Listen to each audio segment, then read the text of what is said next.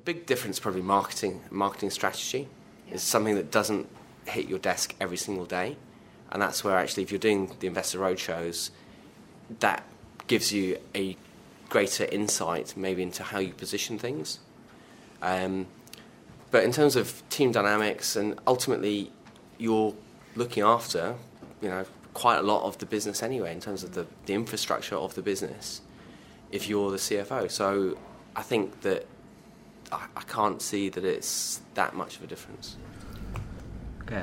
No, I would tend to agree, and I think what a lot of CFOs making that transition where they may potentially, their skills may not be as strong as they could be, is in the marketing and the sales area. So I think it all depends upon the ambition of the individual and their skill set, whether they've got that further step to push them forward to achieve and to fulfill those skills. Yeah, I mean, maybe coming back to the point about getting your hands dirty and fixing things and adding value, because I think that's so important. And an area where, inside our business, so training, so we've got lots of consultants that come in and actually reducing the amount of time that it takes them to be an active consultant, it's a critical consideration.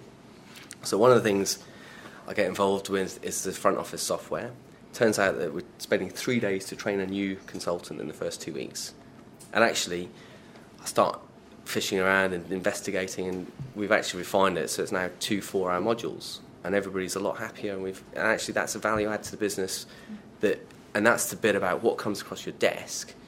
You can always go out and influence, and when you get the CEO role, there's more things that come across your desk. But it's then about the team creating the organisation internally, and then going and getting people to go and fix the problems.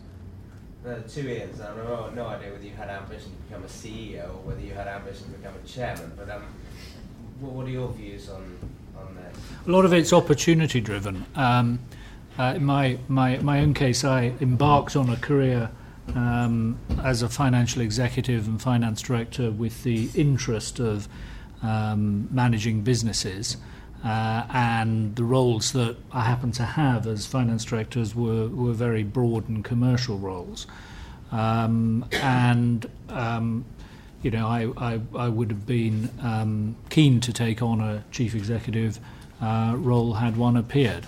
The opportunity to do what I am doing, which is different, non-executive chairman role, those sort of opportunities don't come up very often, and when it did, I thought, how do I develop myself as a person? This is a great opportunity, I'll grab it.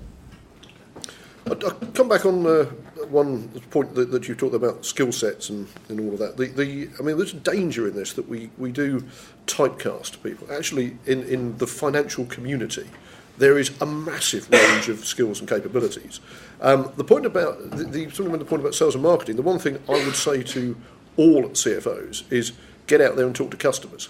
As soon as you get out and talk to your customer and spend real time with your customer, you're going to become a general manager. You're going to all those sales and marketing skills that people talk about.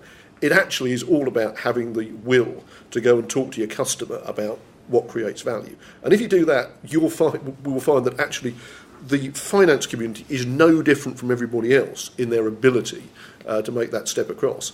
I'd just make one quick comment on the chairman role. I think in practice, whilst it requires a different emotional mindset, the reality is that good chairmen ultimately are naturally good CEOs as well, because it comes to the same point. You have to play a different role, a very different role.